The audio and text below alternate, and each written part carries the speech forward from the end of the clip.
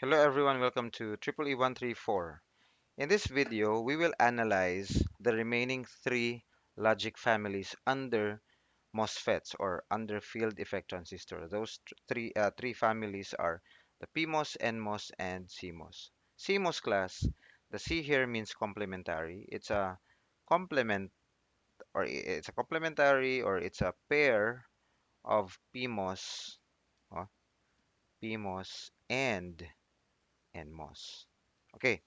Now, in the preceding video, where we analyzed the Q point of MOSFETs biased as an amplifier, mathematical yung approach natin. We have to solve ID, VGS. Now, in the digital analysis, intuitive na lang siya class. Okay?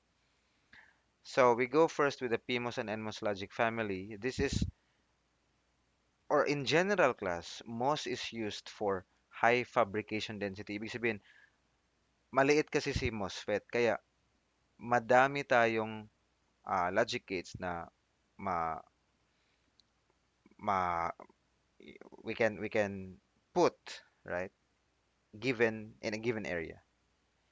So popular siya sa MSI or thousand of transistors and LSI, tens or hundreds of transistors.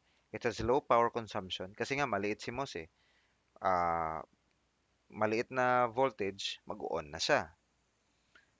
The fabrication process is simpler with respect to BJT or other counterparts. And as MOSFET becomes smaller, so does the requirement in terms of VDD or power. Okay? And that's good kasi low voltages, matagal siya ma-lowbat if that's a cell phone, no? Using MOSFET. So we have here a new symbol, but new sir kasi pag analog kasi class ganito. Kasi stricto si analog eh. Maliit lang na kaibahan sa kuryente, mag-iiba talaga si voltage, di ba? And the connection matters. But for digital, si bulk kasi class, given na yan. It's a rule na pag NMOS, dapat nakakonect siya sa ground. Pag PMOS, nakakonect sa VDD. So, given na yan. Uh, Assuming that we follow that rule, then we may not include bulk para ma-simplify ang ating symbol. Okay, and then always remember class that in digital operation, dun lang tayo sa cut-off region and linear region. Hindi siya sa saturation region. So sa cut-off region class, what I want you to understand is this, or aside from the conditions, no, VGS is hindi pa umabot sa VT, that's why ID is 0, and then linear is na-overcome na niya si threshold voltage, but VDS is small. What I want you to understand is this. Based on the graph, when we operate at the cutoff, dalawa yan. ID is 0, let's um, idealize, but VDS is high. High, di ba? Sir, hindi naman to high. Hindi, ganito kasi si Q point. Pag dito yung Q point, di ba, ginawa mo siyang amplifier, meron niyang ganyan. Pag ginawa mo siyang switch or logic circuit, ito yung locus niya. Pupunta siya dito, pupunta, 'di ba? As VGS becomes smaller, ito na lang yung um, ID niya. Yan. Ito yung locus. So, pag ID is 0, I mean if VGS is now very big, right? I'm sorry, if VGS is now small, equal to the threshold voltage, yung um, at the onset of inversion, channel inversion, or what I'm trying to say, class, is if VGS is at its minimum, okay, then dito siya mag-ooperate where VDS is maximum. And in the cutoff region class, okay, ginawa mo siyang amplifier, nag-increase ka sa VGS, hala, dako na kayong VGS, VDD na yung VGS eh. Yung VGS nimo 8 volts, ginawa mong 25. So, ano yung, saan siya mapupunta? Yung biasing niya dito naman sa cutoff where ID is high, but VDS is low, very low. Let's say for intuitive purposes, let's say 0. Okay? So yeah, let's try to analyze this. These are inverters using PMOS and NMOS counterparts. Okay, and by the way, how do we know if it's on or off? Ito class. Yan. If na-overcome niya si threshold voltage, on. Pag hindi pa, off. Now, sa PMOS class, everything is negative. Baliktad yan lahat. So, kung ang NMOS, ganito yung requirement niya, VGS should be greater than VTH. For on, okay? Si PMOS class, baliktad. Negative VGS, okay? Um, baliktad siya lahat eh. Must be, what? Less than negative VTH. Di ba? It's confusing, right? Kasi, bakit ganito yung expression niya? Para lang yan ma-follow yung mathematics. What really happens is, ganito. Sige. What if yung magnitude ng threshold voltage niya, magnitude ha, is let's say 3 volts. So, para mag-on, you need a magnitude of let's say 5 volts. Pag NMOS yan, positive lahat yan. Pag PMOS kasi class, negative. So, dapat negative VGS should be negative 5. Okay. Then negative VTH. Okay, VGS pala. VGS is negative 5. VTH is negative 3. Mag-on yan. So, dapat, ganito yung condition mo, yung inequality mo. Ah, kasi para ma-follow siya. But this is the basis really. Look at the magnitude. Okay, ngayon, kung paano to mag-on, dapat daw negative si VGS. So, negative VGS, GS, uh, negative, okay, VGS. Ito yung VGS. Pero dapat negative daw siya. So, negative VGS, pwede bang VSG na lang? Positive VSG? So, ibig sabihin class, ganito. Para hindi na tayo mag-confuse. Mag-on si PMOS if the source is higher than the gate. Okay? PMOS. If the source is higher than the gate by, of course, by threshold voltage. By threshold. By how much? By threshold voltage. On yan. Okay? Sige. Um, let's go to the next slide kasi hugaw na siya. So let's say class, kasi this is an inverter, let's say 1 VDD. So 'di ba? Ano yung potential difference niya? 0. So off to. Ano nga ulit yung off? Zero current but high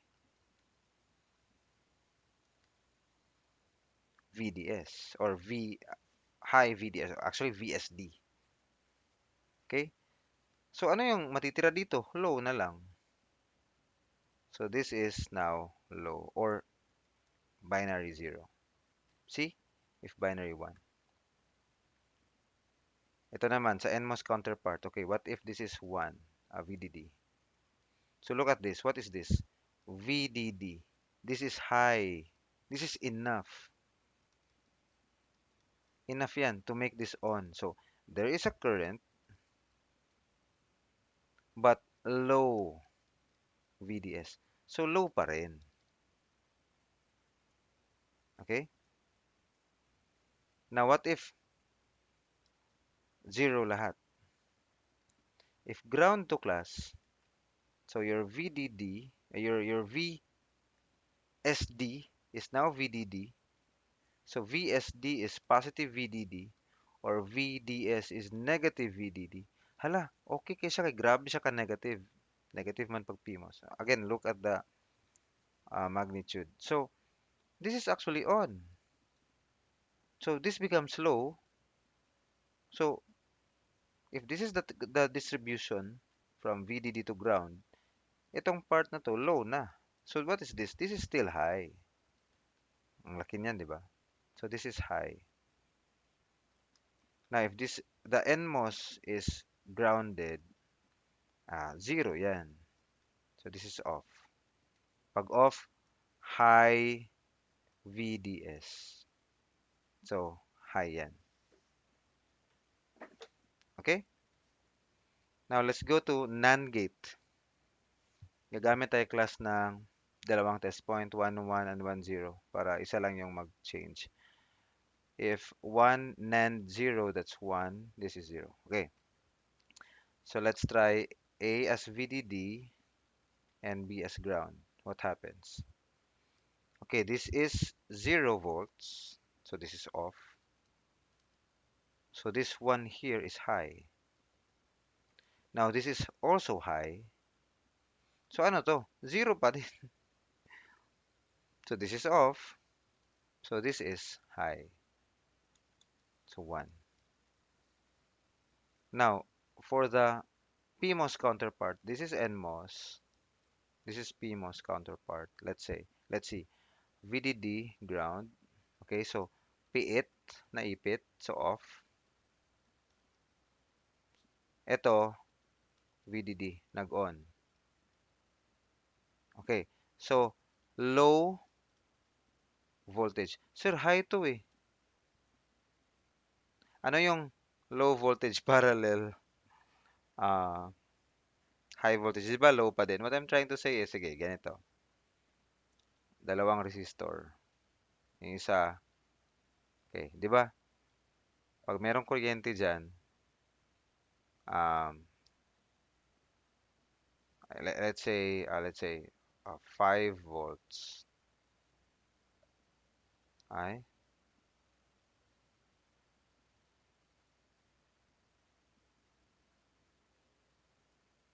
mhm. Okay. Okay. Sige, never mind. If this is low class and this is high, low yan. Para siyang resistance ba?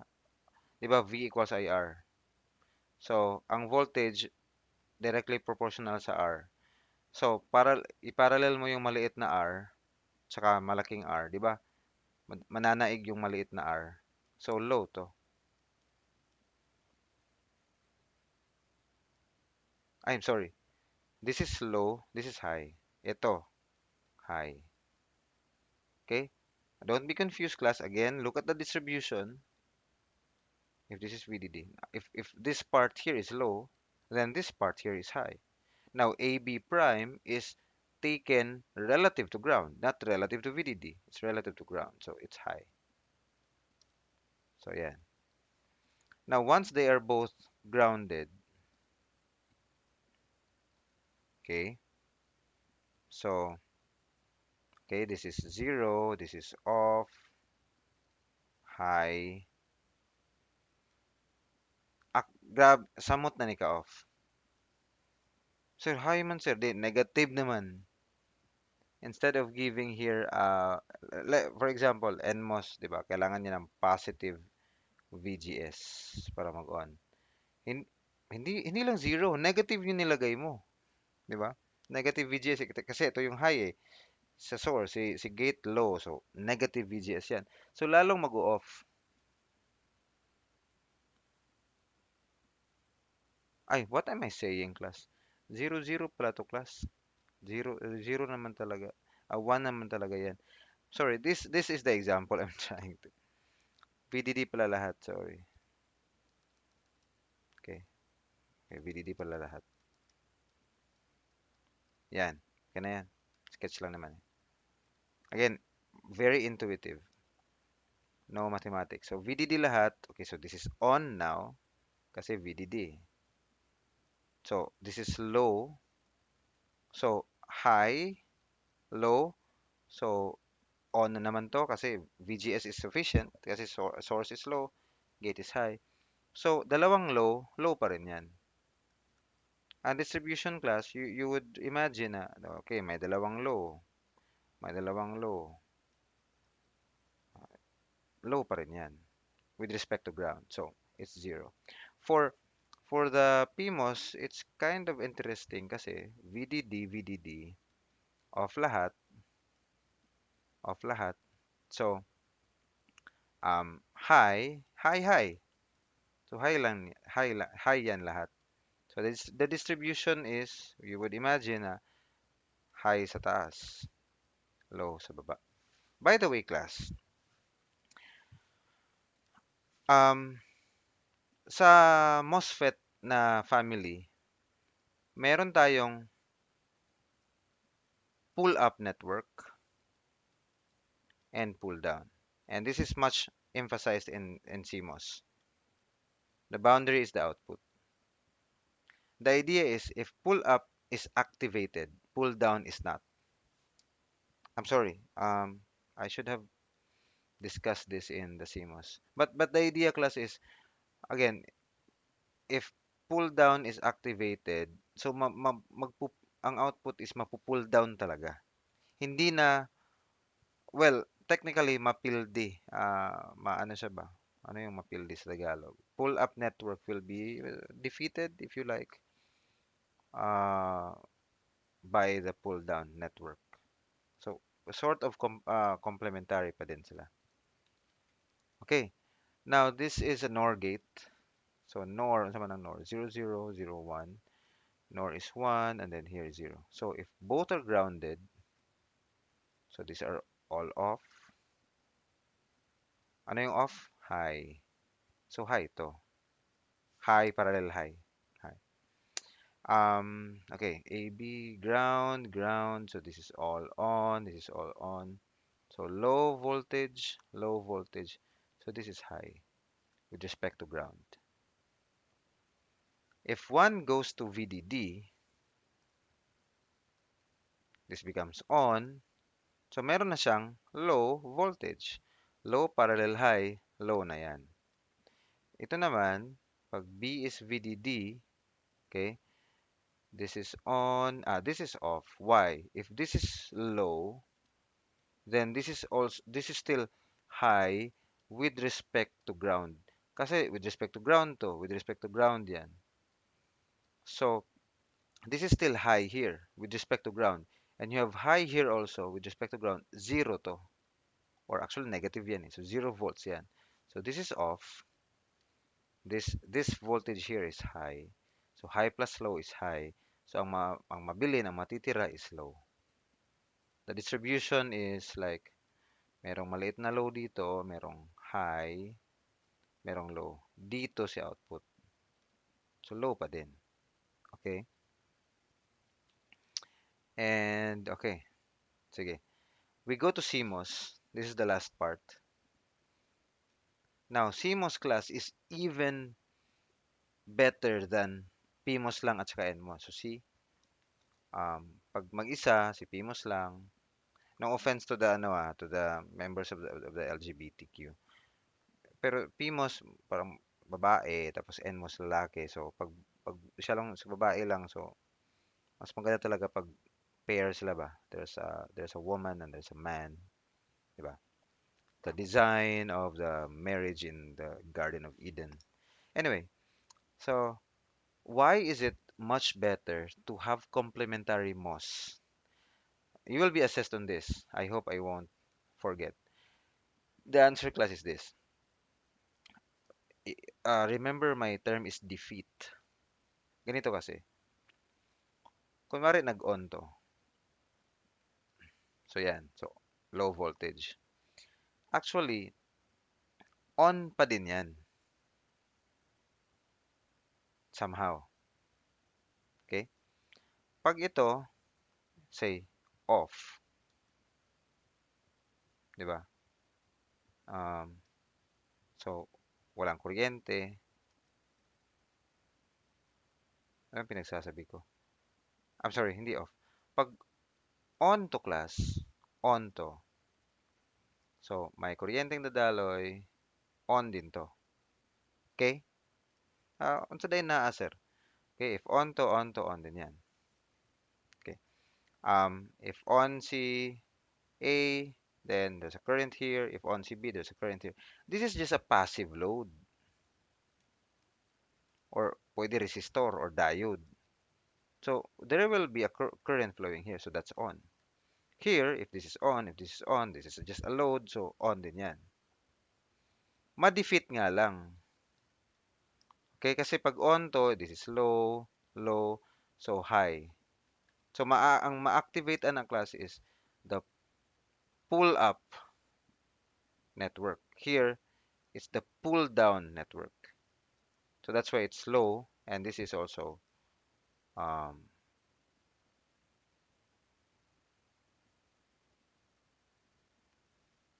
mm, high. This is wait, what is this? Yeah, this is high. Okay.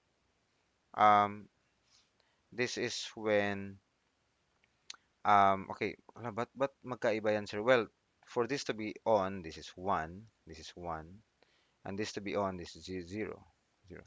Tama nga naman, tama lang naman eh na ang NOR is pag 1 1, then 0. Pag 0 0, it's 1. Okay? NOR yan. Okay, so yeah, yeah, it works, right? But it would have been better class if not only is this defeated, my term, but if this is totally not active, totally not active. What I'm trying to say is if this is off and this is also off. Kasi in that case, pag off na siya, anything na dayon imong voltage, right? Open ba? Open. This is open. If open na class, um, it would have been better, right? And you may ask, sir, di ba wala kuryente? Well, kuryente may be from a capacitor here, which is actually the true case. But yeah, indulge me into saying that it would have been better if the pull down network is on, the pull up is totally off. Because in that case class, magtinabangay sila. Musamot siya og ka low in this case, musamot po siya ka high. What am I trying to say is this, and this is the basis for CMOS logic family. For example, class, you have an inverter.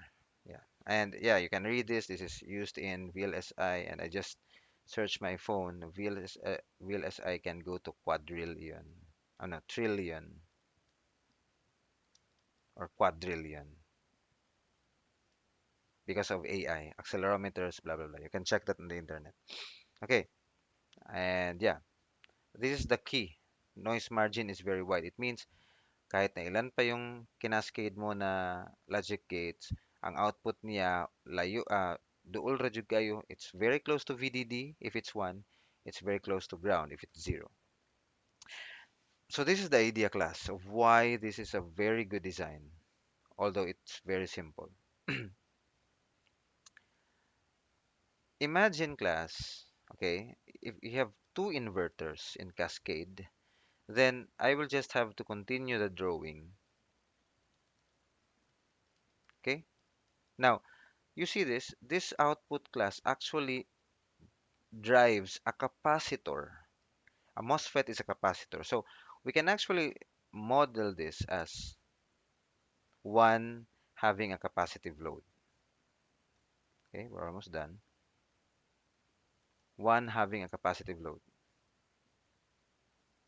Okay, and this becomes very interesting. Okay, if dili CMOS, ganito yung mangyayari. If NMOS class, my inverter will be like this. I have an NMOS. I have a load modeled by a resistor, and then I have a capacitor here.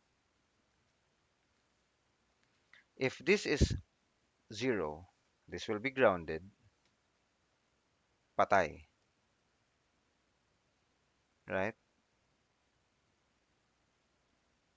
So if that is patay, okay, there will be a charging current, charging current that will charge this capacitor so that this becomes high. But what is the voltage? V out becomes VDD minus IDRD dito. So, ang output voltage nimo hindi talaga siya equal to VDD. Why? Because this is not yet this is not yet um uh meron kasi siyang ano eh, meron kasi siyang uh or yeah, meron siyang um resistor. Okay? But it's high. It's high. Now, what if I switch this to 1 VDD? So now this will turn on. I hope you can imagine. And then the charge capacitor will be discharged. Kasi pag on to, low yan eh. So high, low, magdi-discharge yan. Charge will always flow from high to low. Hantod nga mahimo siyang low. Okay? Right. Now, as you see class, in both cases, this resistor here is always on and it will always have a voltage drop. However, if there's a way na ma-deactivate po din siya appeal, then that would be better. And this is the answer, the solution. Why? Because if this is ground, this is on, and this is off. So all of the current will flow to the load. Dili siya ma-defeat lang nga naa paghihapon sa agianan sa kuryente pero gamay lang ang kuryente. No, it's totally off. If it is VDD, then this is on and this is off. So everything will be discharged. Okay. For a NAND gate example, 0, no, 1, 1, 1, 0. This is 0, this is 1. If both are VDD, this is off, off, on, on. So if there's a load here, that's discharged through this path, and so that's 0. So 0 siya. But if it is 1, 0, if 1 becomes ground, this becomes on, this becomes off. If this is off, this is high voltage. So this point here is high. So even if this is high, this is still off. So wala talaga siyang daan. All of the current from VDD will flow through this going to the capacitor, charging up to 1. So dili gid siya ingon, hindi siya ano class ba? Hindi siya parang may meron pa ring load dito. Go back to the, for example, this one, 'di ba? Meron pa rin kasi ito eh. If this is like ground, this is 1. So this is on, this is off. There's a capacitor here. Current will flow here and here. Kasi meron pa rin to eh. This is always on eh. Wala naman siyang wala naman siyang switch na mag-off sa kanya. However, if we do have another switch for that, then that's better. This is a NOR gate. 0, 0, 0, 1. If that's NOR, that's 1. If this is 0. Okay. So if both are ground, or all are ground, this is on, off, off. You see, if the pull-up network is activated, pull-down network is deactivated. So this is low voltage, or actually, si kuryente, dito lang lahat eh. Patungo sa load. Kasi patay sila lahat sa baba. Pero pag nag-1 ang isa, ito, this becomes off. So wala nang kuryente. And this becomes on. Musuyop siya. Sisipsipin niya si kuryente or charge stored from the capacitor going to the ground. So not only does it stop the charging current, it also forces the charges in the capacitor to be discharged to the ground. So doble yung ano niya, doble yung effort niya. The pull up network and the pull down network are actually helping each other. I think that's the end of the slide. Okay, thank you so much for listening.